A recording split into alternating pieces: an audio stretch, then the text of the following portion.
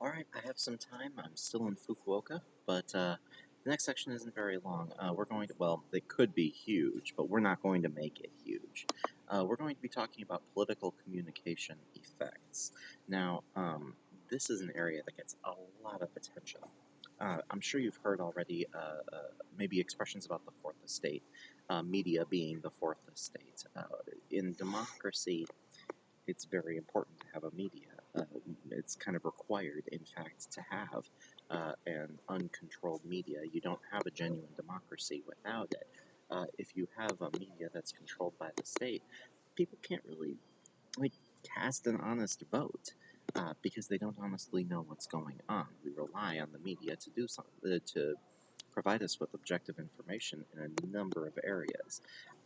We would say actually that there are 8 societal roles that media plays in a functioning democracy. First off, they survey contemporary events which are important to the welfare of citizens.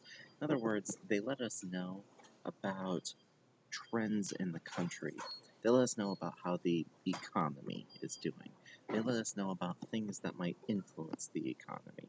They let us know about the new freeway that's coming through.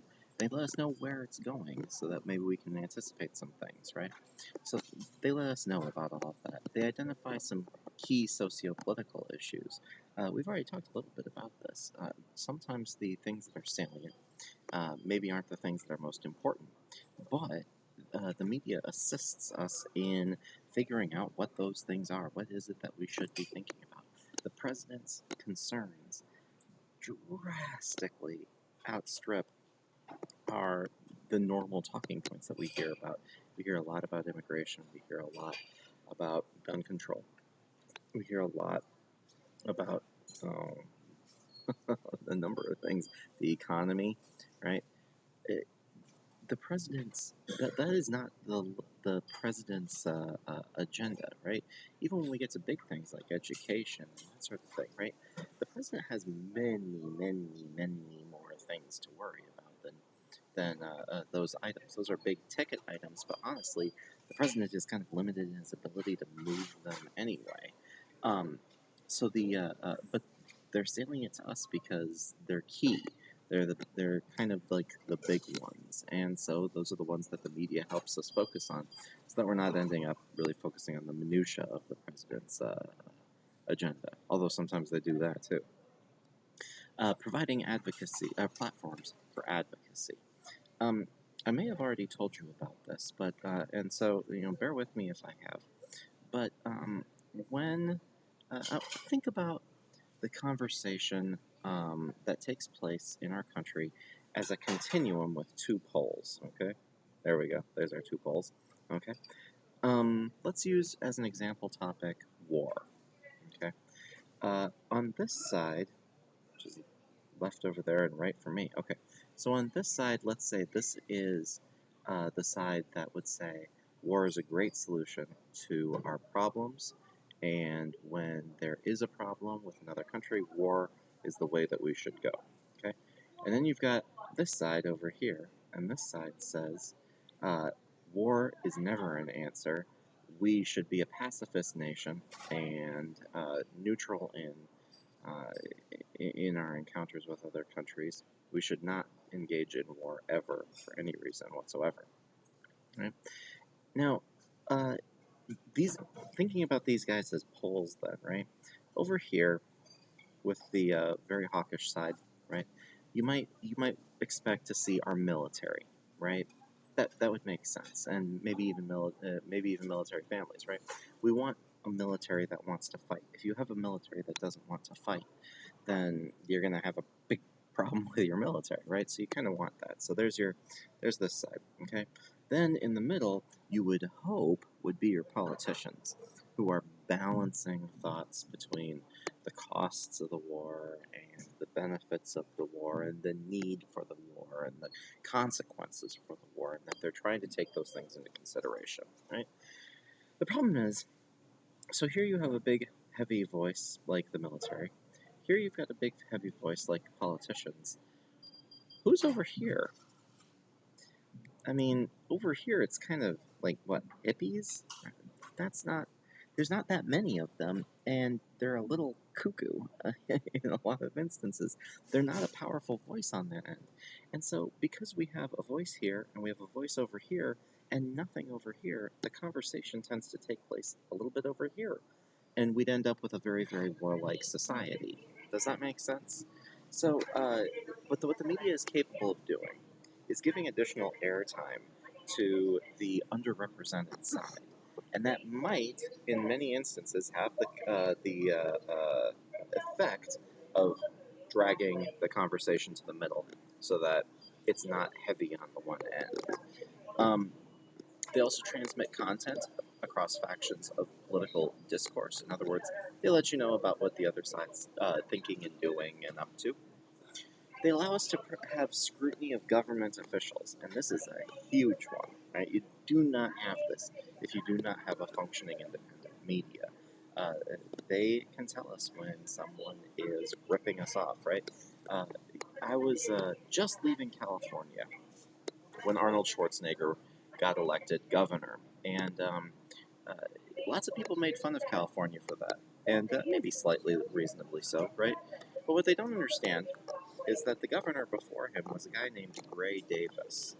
And Gray Davis got outed for potentially being in cahoots with power companies that were having rolling blackouts throughout the state in order to drive the price of power up and get themselves more stations, right?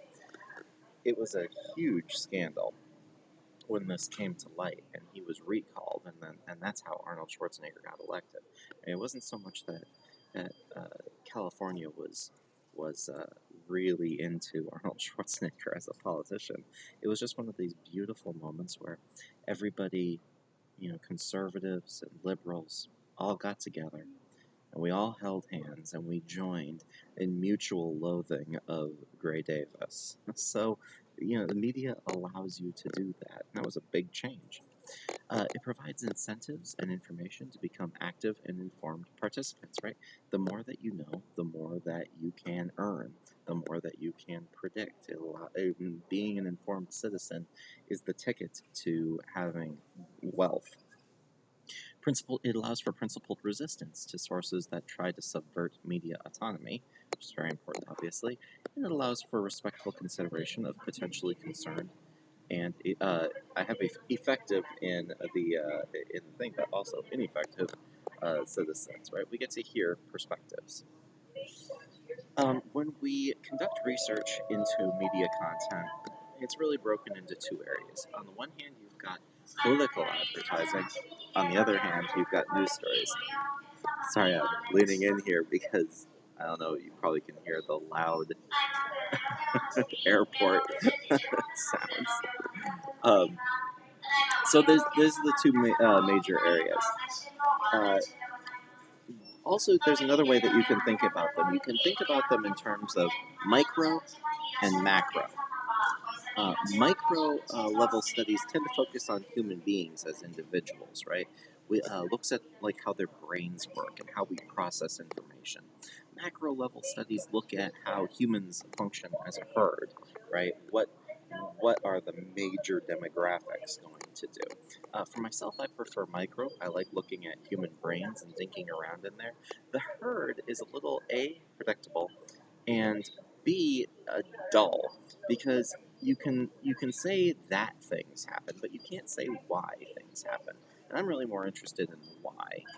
I like the micro stuff. So the political ads research is huge, obviously, when it comes to researching media. Uh, the PowerPoint that you've got has some links to some political advertisements. If you're feeling brave, go ahead and watch them.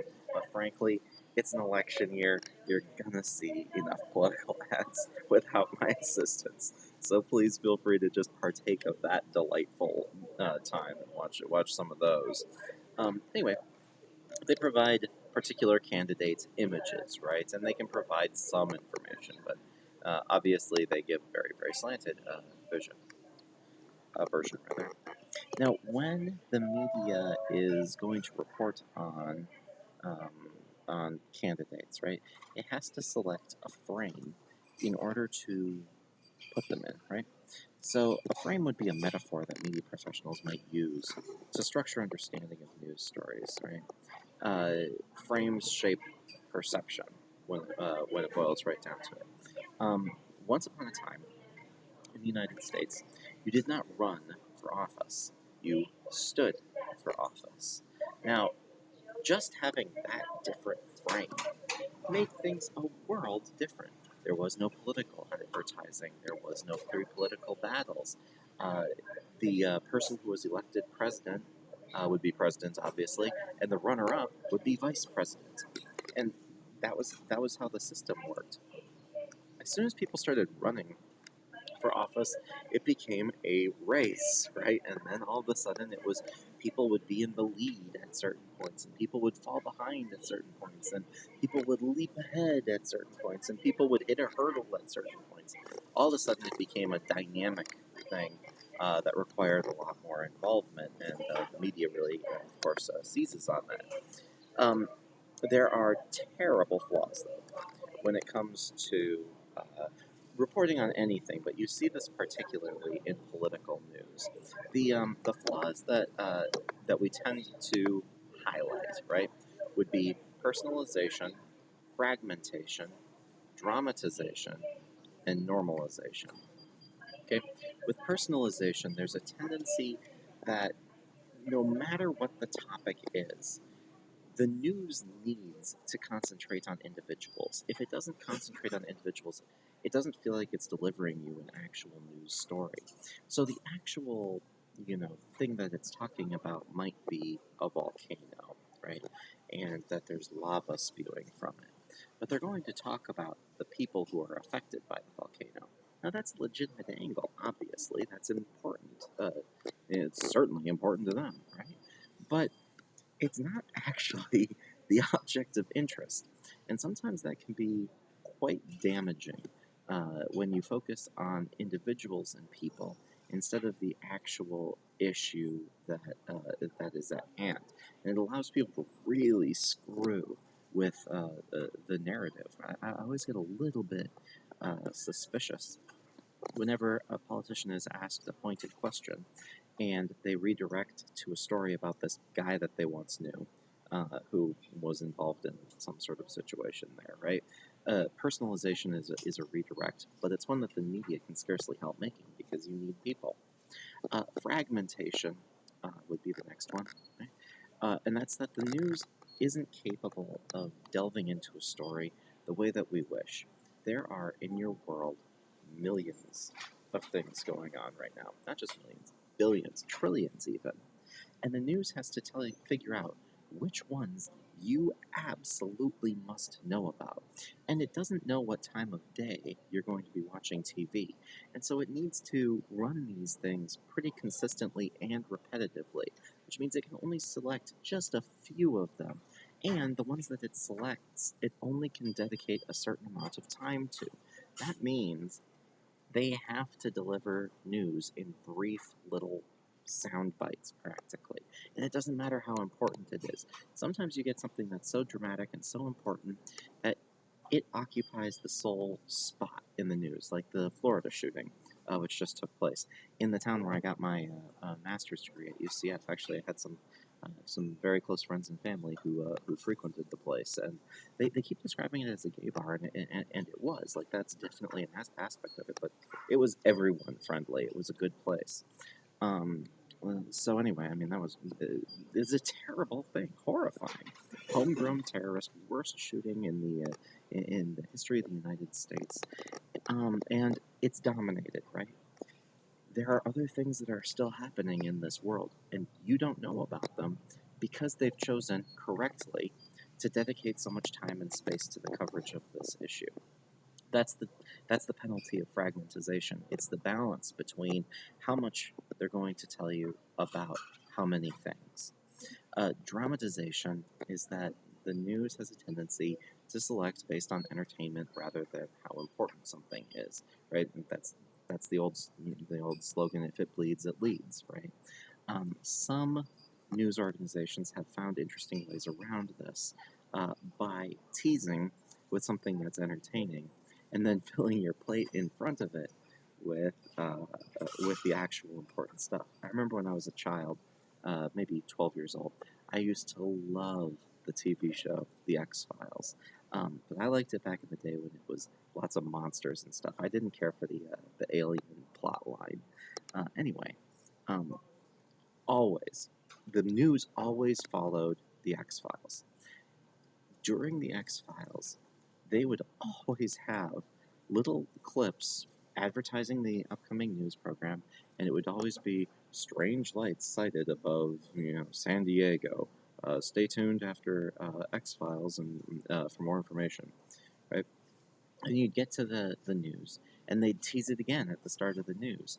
And then they'd tease it halfway through the news, and it would be the absolute last story. And of course, it was drivel, right? Like, there were no aliens in San Diego at the time.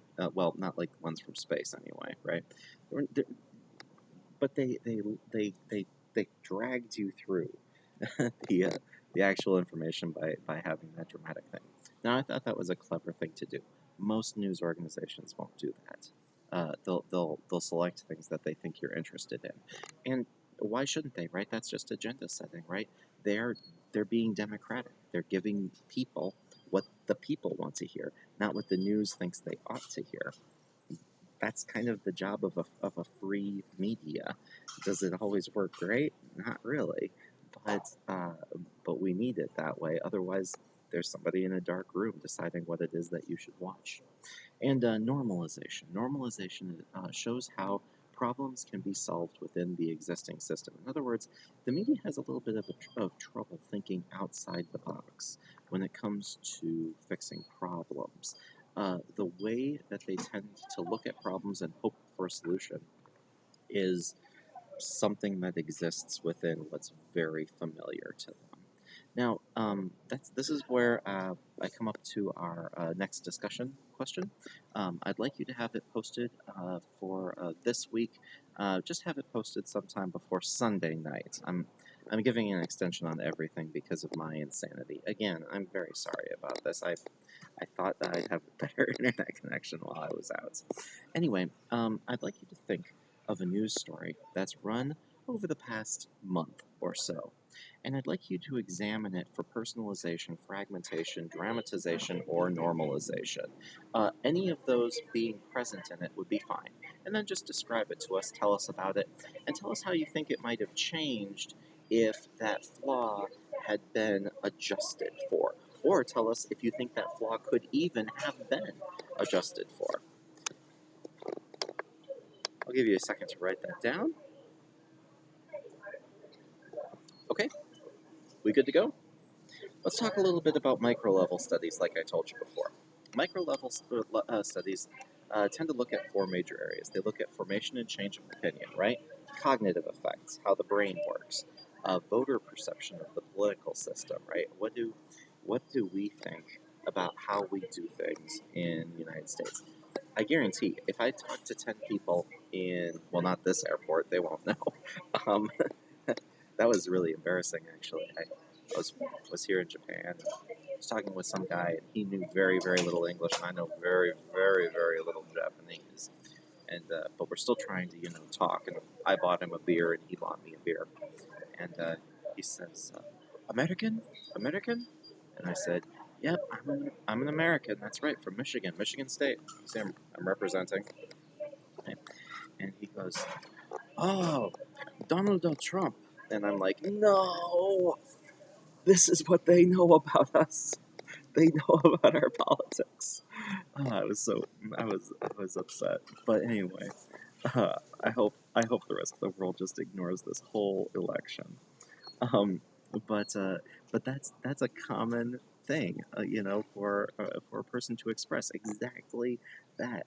Right, in our country, there's a lot of frustration over the political system. There's even some justified embarrassment over how it's working. Right, so that's a major study area for micro level studies. And then the biggest one, of course, is political behavior. Right, how you intend to vote, how individuals intend to vote, not how the mass intends to vote. Um, so basically, with the first one, you look at formation and change of opinion. It's a lot of that. a lot of that persuasion research. What we are finding when we look at this is that people are actually weirdly strongly influenced uh, by campaign ads, by political ads. In general, they're only swayed by negative ads as long as they're believable, but if they are believable, they're way more effective than positive ads. So we're to blame for that. Cognitive effects have really four areas of research. You've got agenda setting, obviously, which determines what's important. You've got priming research, right? We talked about priming, remember that's where I say yellow, yellow, yellow, yellow, yellow, yellow, yellow, yellow, name a fruit, right? That's priming, except you can prime concepts with one another. Well, I just did. Knowledge gain, which is learning, right? Like from watching the news during a political season, how much do you actually learn about what's going on? The good news is, even though you might not guess it, it's actually quite a lot. You learn a lot about how things work.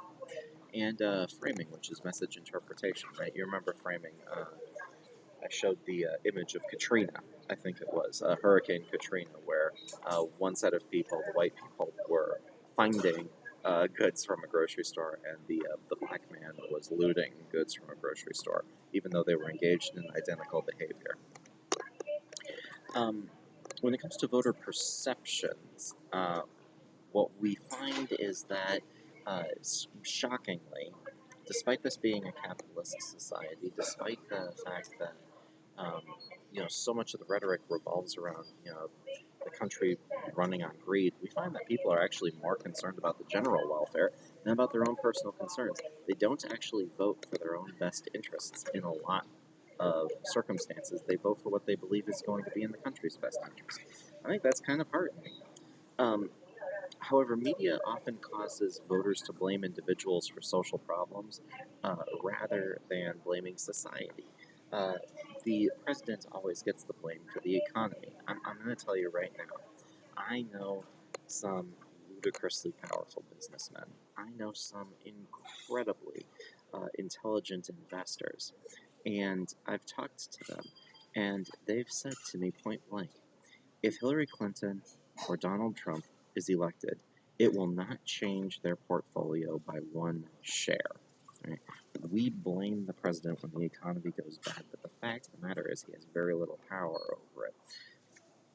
Personalization, we blame somebody for things that go wrong. Framing research. With framing research, we typically will look at how different types of frames will affect voter perceptions. You can take a look at that. On the slide, it also mentions spiral of silence theory. Spiral of silence theory is this idea that was made by a woman who lived under the Nazi regime. When the Nazis were in charge, um, Germany was full of wonderful, good, beautiful people. I used to have a couple of people who were absolutely best friends, and they would go to church together every Sunday morning, and they would all sit together, the three of them. The one lady was a Nazi banker in Germany during World War II, and the other two were Czech slaves under the Nazis in World War II.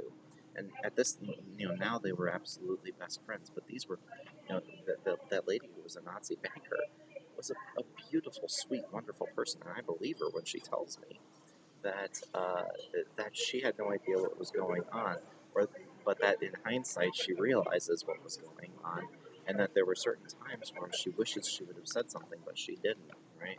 Um, the spiral of silence theory kind of goes towards that. It was written by a former Nazi, and she argued that those who don't agree with the majority are afraid to speak up. So you've got this time where there becomes the perception that the majority thinks one thing, and then people who disagree aren't going to speak up about it anymore, which means that there's even greater perception that the majority believes this, which means even fewer people are going to speak up, and that's the spiral of silence, right? And then finally, voting behavior. As I said, we found that political ads have proven very effective in influencing voting decisions. But people remember negative ads the best. Those are better. Negative ads are only effective when they seem to be fair and they focus on issues of import. Um, I'm I think we'll go ahead and skip talking about macro studies. You'll still need to read about it. But honestly, we're not macro studies researchers here. As far as media effects is concerned, it is an effect, but big data is kind of an animal unto itself, and it's a little bit tangential to what we're studying. So, so give that a look. I'll may have a question or two about it on the quiz, but that will wrap up our talk about political media.